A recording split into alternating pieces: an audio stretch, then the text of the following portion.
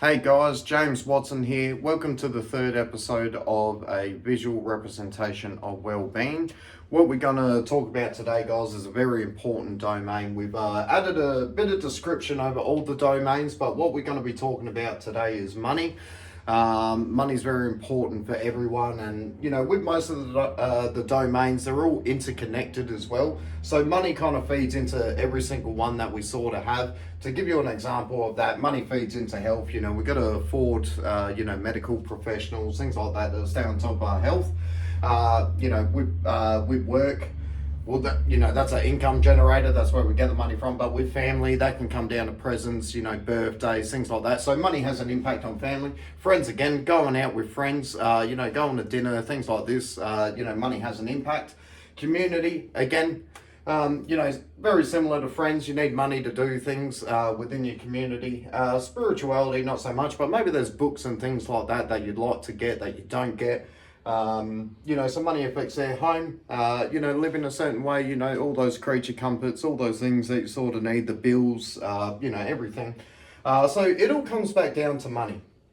Now, there's only one problem with money, and I can tell you what it is, and we all know it. It's not having enough of it. So that's the problem. But, when we don't have enough money in our money domain, what we have is financial hardship. It impacts our relationships. It can affect things like confidence or self-worth and stuff like that. You can't do many things when you don't have money. Real quick, before moving forward, I do want to be straight out with you guys. There are no short-term answers, especially when we're discussing the domains and, every single one. There are no short-term answers. There's only long-term things that we can do that are gonna make an impact on any of the domains. But moving forward with money, what we're going to talk about today is return on investment, ROI. A lot of you guys may have heard of this sort of statement before, but return on investment. This can be, when we spend money, when we apply action, what we're looking for is a return on our investment. So this applies to any area of the domain. But to give you guys an example and a really helpful thing to understand, I've got this little diagram here. So to get straight into it, we have one person here who earns $500. We have one person here who earns $1,000. The person that earns $500 is able to save $300 out of the $500 that they earn. The person that earns $1,000 is only able to save $150 out of the $1,000 that they earn. And the reason for this is something called living beyond your means. What we want to try and do when it comes to money and our lifestyle and all this sort of stuff is learn to live below your means. So if you're earning $500, you need to save a certain amount.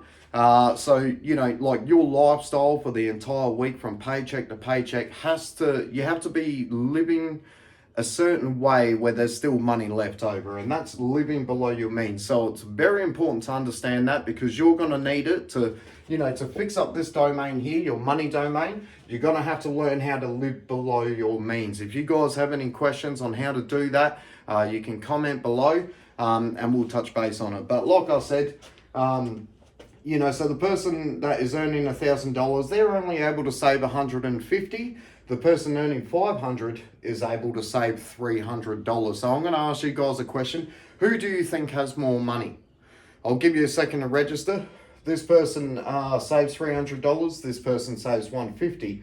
Although they earn $1,000 and this person earns $500. But the person that saves more is the one that's going to have more money.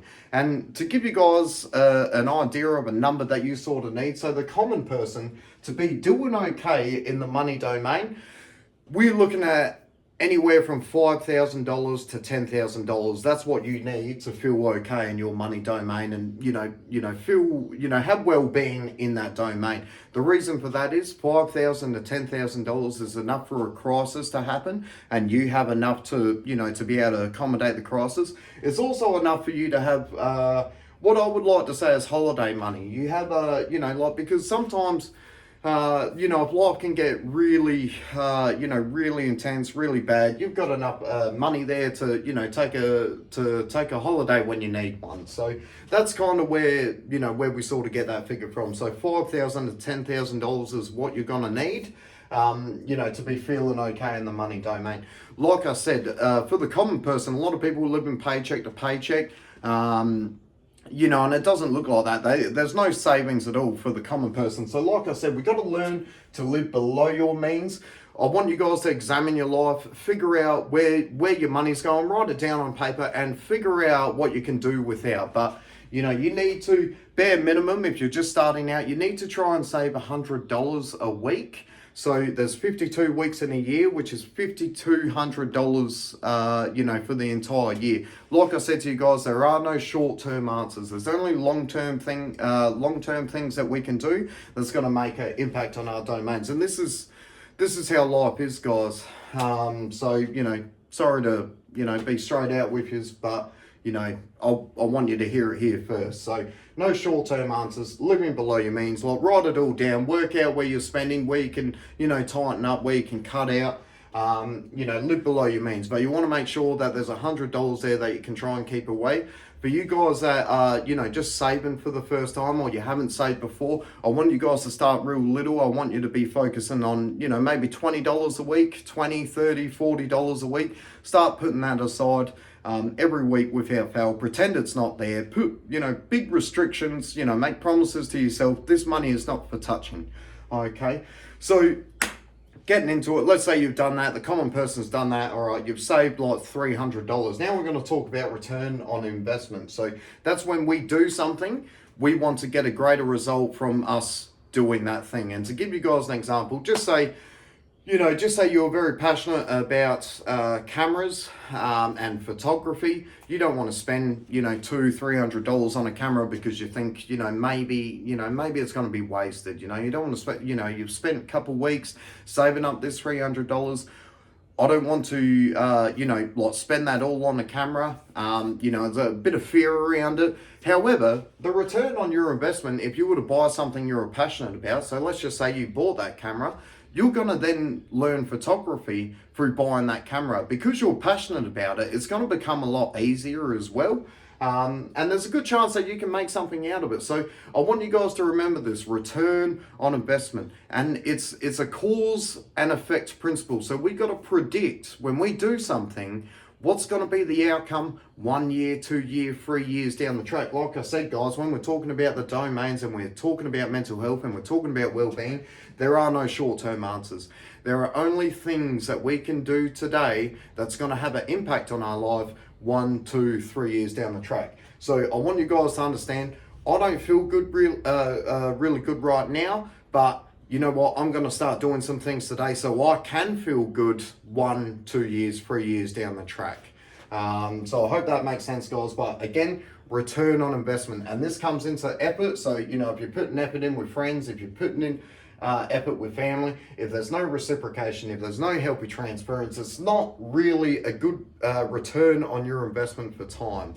So I want you guys to really capture that ROI, return on investment. The other thing we have, living below your means. So in the money domain, these are the principles I want you guys to think about. If you can capture these two principles, this is going to help you greatly. Like I said, we did get, so a bunch of people have reached out with a couple of comments. They want to touch base on different domains. I appreciate you guys so much for, putting your comments forth and, help me to figure out where we're going to sort of go with this.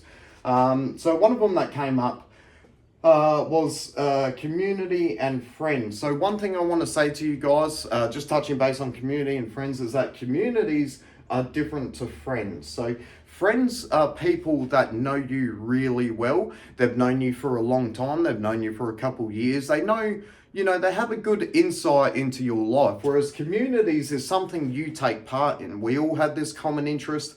We take part in this common interest, but then people don't know you really well. So that's the difference between community and friends. Don't get it confused, because when you start treating people in the community like your friends, there's a good chance it's gonna slowly turn toxic. boundaries are going to get blurred, things like that. So you need to understand when you take part in a community, you guys take part in a common interest. Whereas with friends, they know more about you. You can talk to a friend, you can tell them what's going on, and have a genuine conversation. But really quickly, one of the main benefits and what we kind of get from our domains in a lot of these sort of spaces, not all of them, but family, friends, community, work. So in this particular section, what we get back from these people and what we have in these domains is called social identity. I have a history with my family, I have a history with my friends, I have a history with my community, and this helps me in the inner domains that I sort of have, which we'll be touching base on in the future. But what do we get out of all these? Community, friends, family, and work is social identity, acceptance with people. We get camaraderie with other people, with our neighbours, things like that. But don't get these two confused. People in your community, you guys take part in something, like you're in the same space, you share the same space, you're kind to each other, things like that. But people in the community are not necessarily your friends. Your friends are people that you can count on. They're people that you can, talk to openly and honestly, and, they give you an honest answer back. Sometimes people from the community will, transfer to friends. But when you go to a community, make sure you keep those boundaries up. In communities, there tends to be lots of cliques, and that's just the way, life is. Don't feel discouraged, like your presence is felt in communities. You're a part of that community. It doesn't matter what, sort of form it takes. You get an identity out of it, as long as you're getting something out of it. And like I said to you guys, it all comes down to healthy transparency, reciprocation. What we want to see in every interaction, doesn't matter what domain it's in, but we want to see good and bad coming back and forth. So that's it for today, guys. Like I said, return on investment, living below your means. There are no short-term answers. I'm sorry to tell you that. We can only do things today that are going to have an impact 1, 2, 3 years down the track, which is going to fix these areas up. So with all that being said, like always, guys, like, share, and follow.